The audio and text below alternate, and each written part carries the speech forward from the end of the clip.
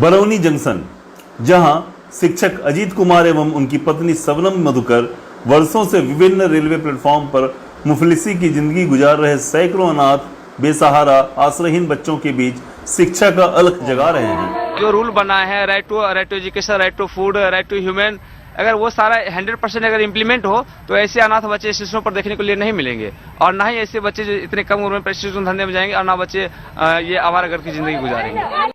शिक्षक दंपत्ति न सिर्फ बच्चों को प्लेटफॉर्म पर शिक्षा दान देते हैं, बल्कि उन्हें अपने घर का बना भोजन व उनके हर जरूरतों का ख्याल भी रखने का भरपूर प्रयास करते हैं।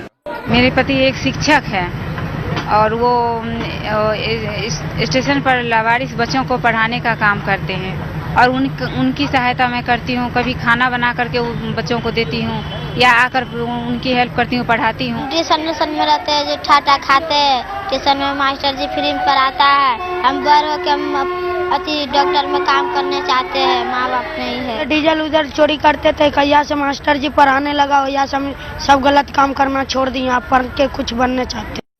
आओ ज्ञान की एक दीप वहां जलाएं जहां सदियों से अंधेरा है। जी हाँ, इस वाक्य को सच करने में लगे हैं एक शिक्षक दंपत्ति, बेगूसराय के बरौनी सोखारा निवासी अजीत कुमार एवं सबनम मधुकर, जो वर्षों से लगे हैं अनाथ, बेसहारा, नशे के आदि दर्जनों बच्चों के बीच ज्ञान की असीम रोशनी पहुंचाने में, उसे नशे की दुनिया से दूर करने। जी हाँ, इनकी कोशिश है कि कल्लड़ कहे जाने वैसे बच्चे भी पढ़ लिख कर एक आम बच्चों की जिंदगी गुजारें। लेकिन क्या अजीत की यह कोशिश कामयाब हो पाएगी?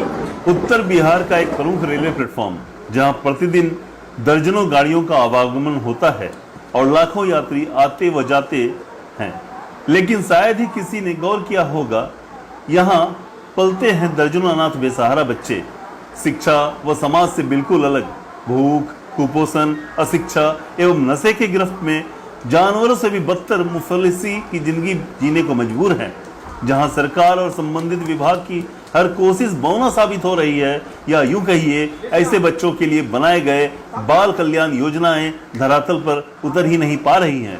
ये अलग बात है कि सरकार और विभाग आंकड़ों का जादू दिखा खुद अपने ही हाथों अपनी पीठ थपथपाए जा रही है। इन बच्चों की जिंदगी में शायद कभी शिक्षा व ज्ञान की रोशनी पहुंचने की उम्मीद नहीं थी। ये शिक्षक दंपत्ति इन मासूमों की आंखों में सुनहरे कल के सपने सजा रहे हैं, ताकि ऐसे बच्चों के गुमराह हो रहे बचपन को बचाया जा सके। प्लेटफॉर्म पर रहने वाले इन बेसहारा बच्चों की शिक्षा और बाल अधिकार को लेकर पहले तो इन्होंने कई स्थानीय विद्यालयों के अलावा संबंधित सभी आला अधिकारियों सहित प्रधानमंत्री कार्यालय एवं राष्ट्रीय मानवाधिकार आयोग तक का दरवाजा खटखटाया, परंतु इन्हें सफलता नहीं मिली। लेकिन अजीत और सबनम ने हार नहीं मानी और स्वयं ही ऐसे बच्चों को शिक्षित और नशामुक्त कर समाज की मुख्य धारा से जोड़ने का निश्चय किया, और शुरू हुआ बेसहारा बच्चों का एक अनोखा विद्यालय। फरवरी 2013 में शिक्षक अजीत ने पत्नी सबनम मधुकर एवं पुत्र दिव्यांशु राज एवं आर्यन राज के सहयोग से बरौनी जंक्शन रेलवे प्लेटफॉर्म के खाली पड़े सेट टीपीटी में अनाथ बेसहारा बच्चों का एक अनोखा विद्यालय शुरू किया। ऐसे गुमराह हो रहे लाखों बच्चों को शिक्षा और समाज की मुख्य धारा से जोड़ने को ही शिक्षक अजीत ने अपने जीवन का लक्ष्य बनाया। सच ही कहा है कि सपने उन्हीं के सच होते हैं जिनके सपनों में जान हो। पंखों से कुछ नहीं होती है, हौसलों से उड़ान होती है। My name is Rajneesh Kumar, मेरा नाम रजनीश कुमार है।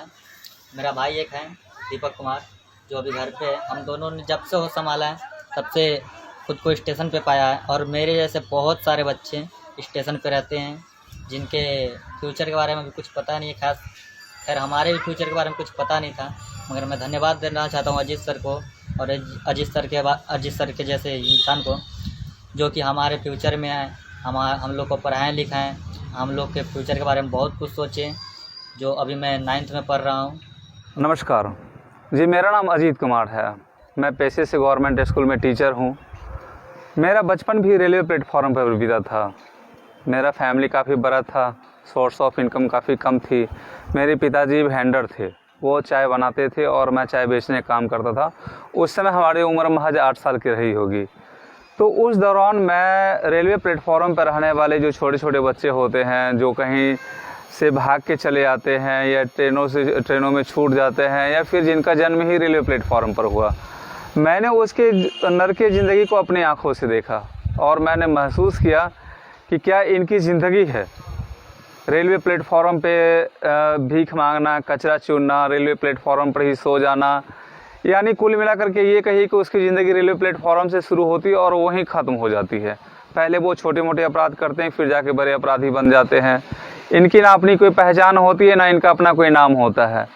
इस तरह के जितने भी बच्चे होते हैं उसका सिर्फ एक ही नाम है और वो है प्लेटफॉर्म का कलर। तो मैं उस समय सोचा करता था कि आखिर इसके लाइफ में ऐसा बदलाव कैसे आएगा, ऐसा क्या किया जाए जिसके इसके लाइफ में बदलाव आ सके। तो मेरे माइंड में एक चीज़ आया कि एक एजुकेशन ही, शिक्षा ही एक ऐसी चीज़ है जिससे इसके लाइफ में बदलाव आ सकता है। और उस समय मैंने यह निर्णय लिया कि अगर मैं बड़ा होकर के कुछ कर सका, कुछ बन सका मैं, तो सबसे पहले मैं इन बच्चों के लिए काम करूँगा। मैं शुरू से मैं टीचर बनना चाहता था।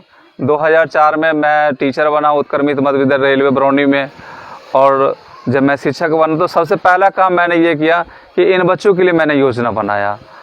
उसके बाद मैं रेलवे प्लेटफॉर्म पर ही ऐसे तमाम बच्चों को मैंने जुटाया और उनको वीडियो के माध्यम से, कहानी के माध्यम से हमने उसको पढ़ाई के प्रति प्रेरित किया।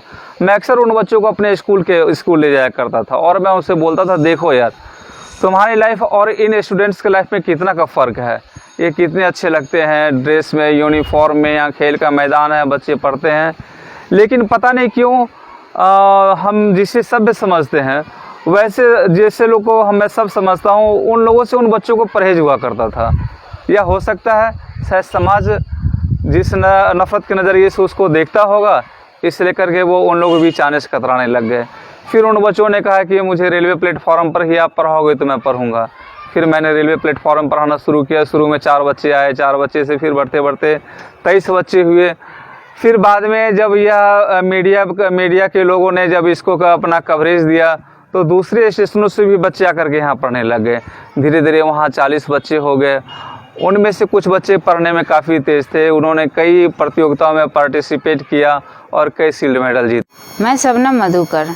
हमारा यह शैक्षणिक एवं नशा मुक्ति अभियान बरौनी जंक्शन के सिर्फ इन 40 बच्चों के लिए नहीं है, बल्कि मैं चाहती हूँ बरौनी बिहार एवं भारतवर्ष में जितने भी अनाथ, बेसहारा, बाल श्रमिक बच्चे हैं उन्हें सामान्य बच्चों की तरह शिक्षा एवं बाल अधिकार मिले और वे हमारे समाज के मुख्य धारा से जुड़ सकें। आर्यन राज अपनी मम्मी पापा के शैक्षणिक अभियान से जुड़े बच्चों को पेंटिंग सिखाता हूँ। लोग बड़े होकर डॉक्टर या इंजीनियर बनने की चाह रखते हैं, लेकिन मैं बड़ा होकर अपनी मम्मी पापा की तरह एक अच्छा सोशल वर्कर बनना चाहता हूँ। दिव्यांशु राज है। मैं पापा के इस अभियान में उनके साथ हूँ। मैं प्लेटफॉर्म पर रहने वाले बच्चों को खेलकूद व योगा में प्रशिक्षित करता हूँ। मुझे फ़ख्र है अपने मम्मी पापा पर जो ऐसे नेक मुहिम में जुड़े हैं।